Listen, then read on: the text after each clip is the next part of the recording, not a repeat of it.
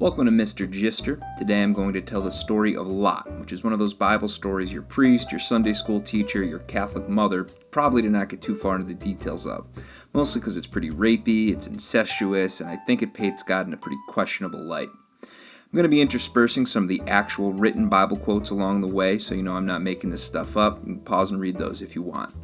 So Lot first appears in Genesis chapter 11. I'm not going to spend too much time on the first part of the story because it's mostly run-of-the-mill Bible stuff. But for a quick overview, Lot is Abraham's nephew. Now if you don't know who Abraham is, you should Google him. He's a pretty big deal in religious circles, and he's considered the father of the eponymous Abrahamic religions, so Christianity, Judaism, and Islam. Anyway, Abraham and Lot gallivant around the Holy Land for a while and take part in some biblical shenanigans in Canaan, Egypt, and Bethel. After 20-ish years in a war, they part ways and Lot ends up in Sodom. Yes, that Sodom, as in Sodom and Gomorrah, as in where we get the term sodomy, which will come into play in a sec. So God is pretty pissed with the citizens of Sodom. It's unclear why exactly, only that their sin is, quote, very grievous. The general consensus in biblical circles is that God was mad because all the people of Sodom were engaging in gay sex with each other. In any event, God decided they all had to go. And why stop at the people? He figures he'll destroy the entire city, scorched earth style. He wants to destroy the neighboring city of Gomorrah too, mostly just for shits and giggles. There's then this weird scene where Abraham has to talk God out of outright murking the entire city right away, and eventually gets God to agree to spare the city if there are at least 10 righteous people living there. It's unclear why an omnipotent and omniscient God couldn't just use his power to identify the sinful citizens of Sodom and only kill them, leaving the righteous folk alone and the city intact. God must have just been feeling a little lazy that day. So after this, God sends 2 angels to Sodom to see if they can find 10 righteous people. They head over to our boy Lot's house, and Lot greets them. Now, hospitality was a huge deal back in the day. In modern times, we get uncomfy if a plumber doesn't wear his mask when he comes into your house. Back in the day, it was expected that you would provide food, beds, and most importantly, protection to anyone who crossed the threshold of your front door. It was considered good form to put the well-being of your guest above that of yourself and of your family. So when the Sodomites came to do some sodomizing of the 2 angels, thinking they were just 2 foreign men, Lot did the only reasonable thing. He quells the crowd of presumably erect sinners by offering his 2 virgin daughters instead. The ever-growing crowd of men says, "No, we want those 2 men that came into your house." They weren't particularly interested in Lot's virgin daughters.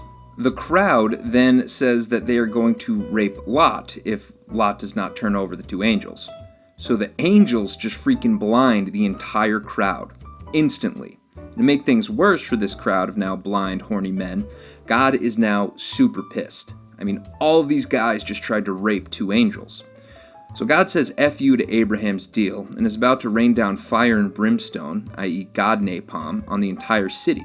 The angels tell Lot to get his family and to get out of town. They also mention that he shouldn't look back at the destruction. This is important later, even though it's just kind of shoehorned in by the angels. So Lot gets his wife and daughters, and he tells his daughters' husbands to come, but the husbands thought he was joking. It's kind of weird that the husbands are brought up at all here. Like, where were they 10 minutes ago when Lot was offering their wives to a crowd of horny sodomites?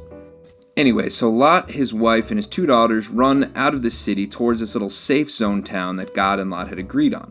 Lot's wife, though, she didn't heed the warning about looking back, and because she did so, God turned her into a damn pillar of salt. I feel bad for Lot's wife and the daughters' husbands. Like, God just smoked them for the lamest reasons possible. Now, the story's denouement adds another layer of weirdness. So after God carpet bombs Sodom and Gomorrah, Lot and his daughters go up into the mountains to live a quiet life of solitude. After a few years, Lot's daughters are frustrated because nobody will lay with them. It doesn't really say why nobody wants to marry them, but I like to think it had something to do with Lot being the worst father-in-law ever, and nobody wants to end up as a puddle of napalm or a pillar of salt by marrying into this insane family.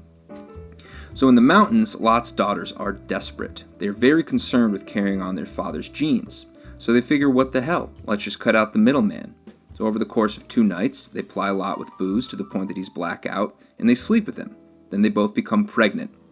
Lot apparently doesn't question the fact that both of his daughters are pregnant out of nowhere, and one has a son that starts a tribe called the Moabites, and the other one has a son that starts a tribe called the Ammonites. So I guess the lesson here is that male-on-male gang rape gets you fire and brimstone, and female-on-male incest rape makes you mother of a race of people.